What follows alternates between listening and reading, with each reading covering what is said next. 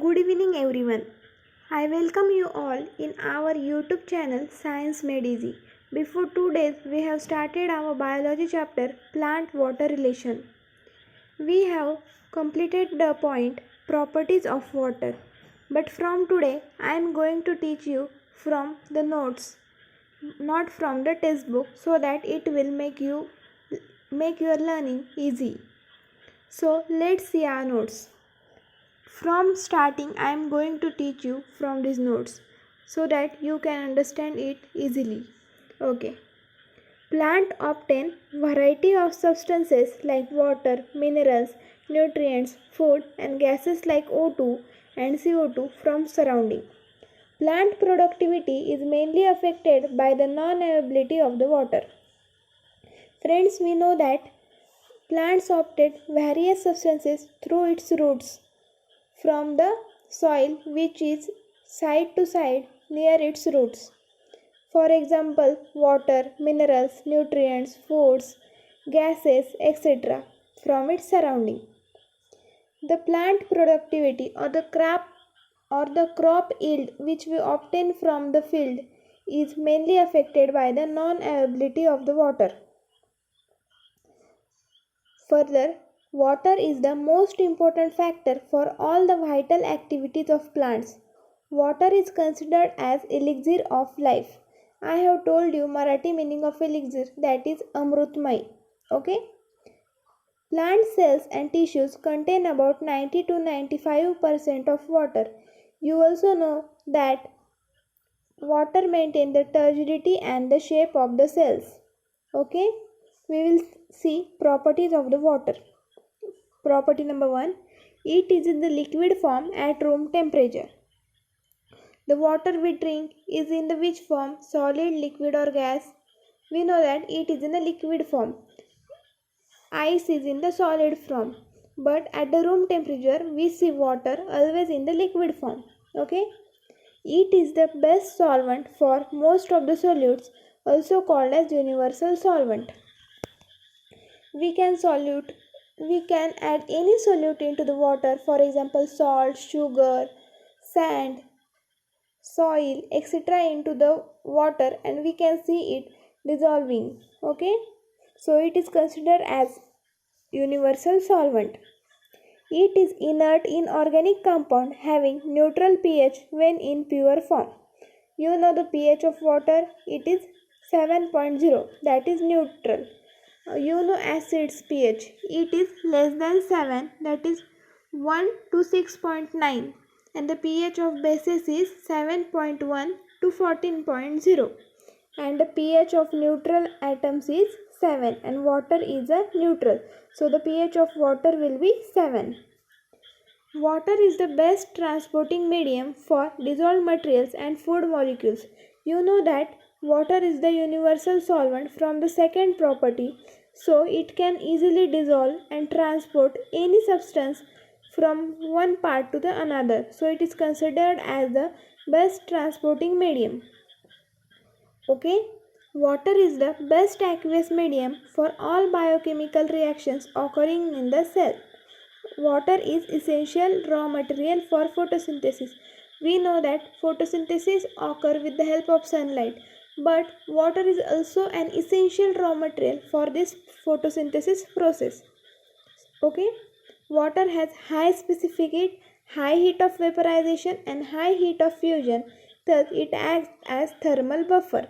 Thermal buffer is a combination of three properties, that is high specific heat, high heat of vaporization and high heat of fusion. Okay? Water molecule have high good adhesive and cohesive forces of attraction, because of which it can easily rise in capillaries. Okay? You know adhesive forces and cohesive forces. If we put water in a container, then we can see cohesive force between the water molecules with the another water molecules, and we can see adhesive force between the surface of the jar or container with the water molecules. And due to both these cohesive and adhesive forces, water can easily rise in the capillaries. Due to this property only, from roots till the tip of the plant, water can be transported with the other minerals and nutrients. Okay. These various properties of water are due to hydrogen bonds between water molecules. Thus, water is a significant molecule which connect physical world and biological processes. Okay, till this point we have studied in our previous lecture of biology. Now we will move further. Root is very much important water absorbing organ. Okay, we will study about the root. Root is the main organ of water and mineral absorption. Root is the much important organ for absorption from the soil. In terrestrial plants, water is absorbed in the form of liquid from soil. We know terrestrial plants which we see around us, mango, papaya, any flower plants like rose, lily, etc. These all flowers have roots. These all plants have roots, and due to which they absorb the water and nutrients from the soil. These all are called as terrestrial plants, and root is the main organ of water and mineral absorption in them. While in epiphytes like orchids, epiphytes plants we studied in previous year 11th standard in the topic morphology of flowering plants. While in epiphytic plants like orchids, water is absorbed in the form of vapors from air by specialized epiphytic roots like having vellum. You can go and search on the Google the picture of vellum so that you can understand it clearly. Okay? Otherwise, in the next lecture, I will explain it with a specific diagram. Okay, we will now study various regions of the root.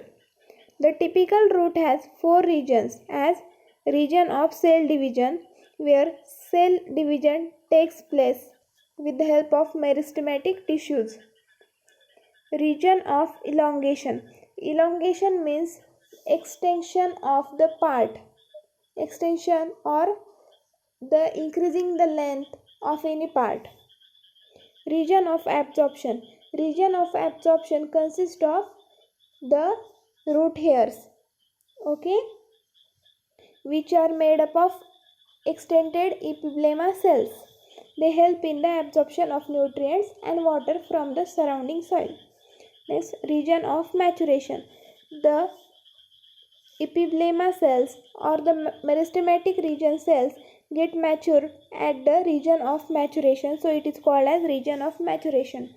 We will see this diagram. The same diagram is given in your textbook. You can refer to it. Okay. The uppermost region is maturation zone. The cells in this region are matured. Okay. And they are connected to the stem. The next region is root hair zone, also called as region of absorption. Here the extended epiblema cells are called as root hairs, and they are helpful in the absorption of water and minerals. Zone of elongation. This region is meant for the extension of root. Okay. The next region is meristematic region. This region consists of meristematic tissues. This region can divide and redivide in order to elongate the root. The last region given is the root cap. Root cap is made up of a single cell. It is unicellular structure, okay, and it protects the root. It protects the tip of the root, okay. Here is the given structure of root hair. The structure of root hair consists of nucleus, mitochondria, cell membrane, cell wall, cytoplasm, vacuole, root epithelial cells. Okay. You know the cell structure you have studied in previous classes. Okay. Mitochondria is a liquid present in the cell, which is also shown in the diagram, and it consists of little minute particles. Okay. Cell membrane is meant for the passage of some substances. Also, it is semi-permeable membrane. Cell wall can pass all the substances as it is permeable, but the cell membrane is not completely permeable. It is semi-permeable as only some substances can pass through it. Okay. Cytoplasm is also the fluid present in the cell. Here there is a very large vacuole in the root hair. You can see it. Okay. And nucleus is one of the most important organ of the any cell. Okay. Now we will move further. Structure of root hair. In region of absorption, epidermal cells, epiplasma cells from unicellular root hair like extensions are called root hairs. Okay. Each root hair is unicellular. Remember this point. Each root hair is unicellular, elongated, delicate. Delicate means it is not very hard. It is soft and it can break easily. Unbranched. It does not get branches like in stem of the plant. It is unbranched. Prolongation of epidermal cell. It is tubular. Its structure is made up like a tube-like structure, about 1 to 10 mm long and colorless. Its size is up to 1 to 10 mm long. Mm means millimeter long, and it is colorless. Generally it is not colorless, but it is nearly whitish, so it is also called as colorless. Root hair contain peripheral cytoplasm, nucleus and central large vacuole, which we have seen just in the diagram. The cell wall of root hair is made up of cellulose and pectin. Remember this for your CET NEET exam. The cell wall of root hair is made up of cellulose and pectin. Okay. The cell wall is freely permeable to solute and water. See, cell wall is freely permeable. Inside cell wall, selectively permeable plasma membrane is present. Just now, while studying the diagram, I told you that cell wall is freely permeable, that is completely permeable, but plasma membrane is not completely permeable, whereas it is selectively permeable. Okay.